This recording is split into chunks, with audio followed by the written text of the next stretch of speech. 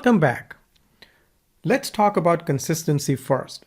There has to be some uniformity throughout your blog post, through every single blog post. And before we get into that, always remember long tail key phrases, long tail keywords. We've already been through this, so I'm not going to get into details, but you understand the importance of long tail keywords. When we did on-page optimization, when we did keyword research, we talked about long tail keywords. So keep that in mind. Same thing with your blogging. You should focus on long tail keywords first. And once your site starts to rank high, maybe then you can start looking into short tail key phrases. So keep this in mind at all times. And don't forget, up to 16% of searches every month involve a combination of words that have never been used before. So once again, when you use long tail keywords, you will get that part of traffic as well. Okay, so don't forget, this is really important. Now, one of the main reasons why we do blogging is because Google loves fresh content. Google, Yahoo, and Bing, when they see new content, when they see fresh content on regular basis on your website, their crawlers come back more often to crawl your site. And the more often they crawl, the more often they find new content is also a reason which will make your website rank high. Plus, don't forget, when visitors come back to your site and they see new content every time, they'll also spend more time on your website, which will reduce the bounce rate of the website because people come to your site, they stay longer, number one. Number two, as people spend more time on your website, which means the average time per visitor on your site will increase, this will also help your site rank high. So it has multiple positive effects. One, search engines come back, crawl your site more often. Two, people stay on your site longer. The longer your visitors stay, the more chances of them becoming your customers. Plus, the longer they stay, it increases the average visit time per visitor. So that also is one of the factors that Google takes into consideration and will help your site rank high. So this is one of the main reasons why we do blogging. We can't be adding new content to your service pages on a weekly basis. Let's say if you have a page on carpet cleaning, office cleaning, mold removal. You can't add fresh content to those pages every single week. But with blogging, yes, you can add content every week, twice a week, however you feel comfortable, however you can do it, fine when it comes to blogging. So when it comes to blogging on your business website, stay focused. And what I mean by that is, let's say, if you blog about office cleaning. So do not blog about office cleaning one day and then start talking about parenting the next day, or water extraction another day, or maybe traveling benefits on a different day. So if your services include office cleaning or any other cleaning services, doesn't matter which services they are, waterproofing maybe, indoor air quality, HVAC, anything. You could even have a restaurant there. The idea here is you stay focused within the services that you provide. Because if you'll start talking about other things, then people will not be able to understand what the focus is here. Neither will search engines. So stay focused, okay? Now, I say always add a legal picture in your blog post.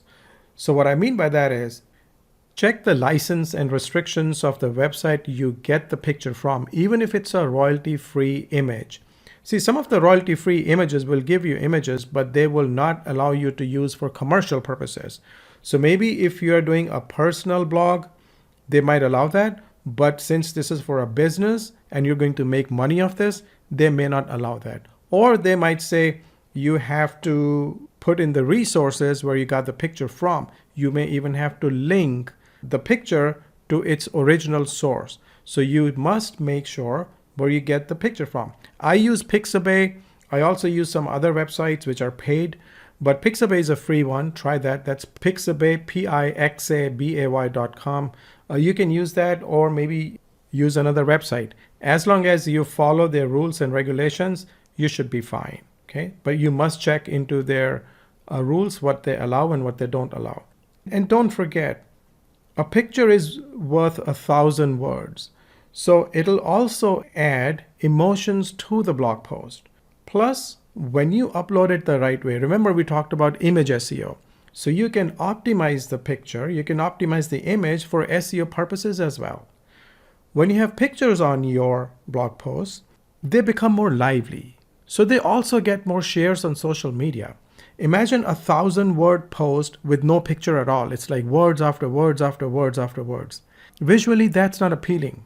But when you add picture to the blog post, in fact, when you add multiple pictures to your post, you'll also get more shares on social media, which will definitely help you get more backlinks, traffic, and so on.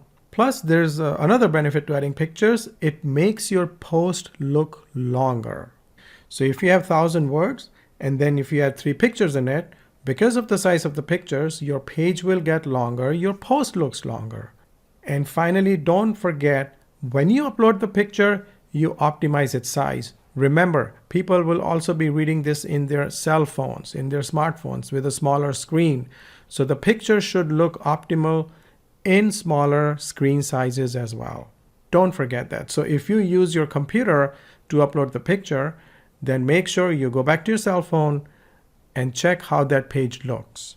Or if somebody else did this for you, if you outsourced it and somebody else added the post for you, you should make sure that it looks optimized in your cell phone as well, because that's where you'll get a lot of traffic from.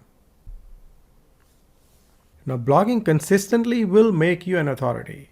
It's no doubt that becoming an authority figure or a credible source takes hard work and dedication. And ultimately, it'll leave you with a more reliable readership that'll come back to your page more often.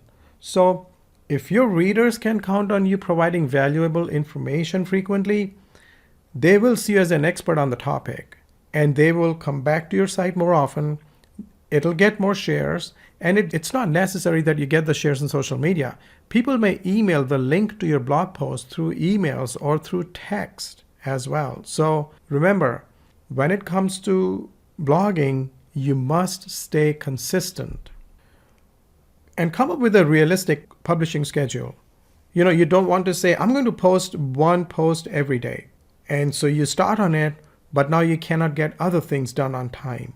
Or you do this for first 3 or 4 days because you're excited, but then as time passes by, it just gets too much work and you stop doing it altogether. So do it once a week in the beginning.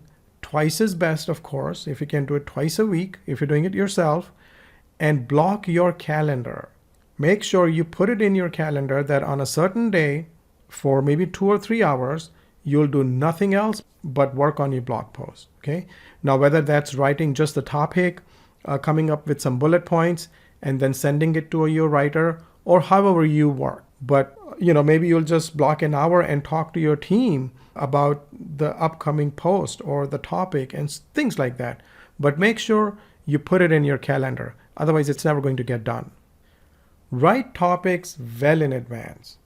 And so what I mean by that is, let's say if this is the month of February and you want to write a post related to spring cleaning. So you should actually write that back in January or in February, because by the time you put the post out, by the time it gets indexed by search engines, it can take a few days, a few weeks. So you want to make sure that you write the post well in advance. And by time comes, it's already ready. It's been indexed. At that point, you can share it on social media. Maybe you can boost your post with $10 in Facebook and get some paid traffic that way in the beginning. And then from there on, it might just take off, and then you may start getting free traffic to the post. So think well in advance about, let's say, March Madness sale or Mother's Day deals. Maybe you can have a post related to house cleaning for Mother's Day as a gift, and as you write that post, then you share it on Facebook and boost that post with men as the audience, okay? Married men. So married men will see your post that talks about the best gift you can give your wife or mother this Mother's Day is a house cleaning or something like that. You know what I mean, right? But you have to plan this well in advance. So make sure you think ahead. You think weeks, months ahead, just like any marketing. Because end of the day, this is marketing. And when it comes to blogging, you'll have to know this, especially in the beginning. Patience is the key. If you put a post out today, if you put your first post out today, it's not going to magically go viral overnight. It's a process. You'll slowly start to build an audience. You'll slowly start to get shares and likes and so on. But blogging will build you as an authority figure in your industry, in your area. It'll add more credibility to your name, to your business. I built my marketing business that way. We started getting perfume orders through blogging as well when we were struggling about 12 years ago. So blogging is a great way to get free traffic. You get customers, you get leads, you get clients without spending any money on marketing. But you have to be patient and continue to do it. Be consistent, be persistent with it, and you'll get the result. So I hope you'll start working on this, and I'll see you in the next video.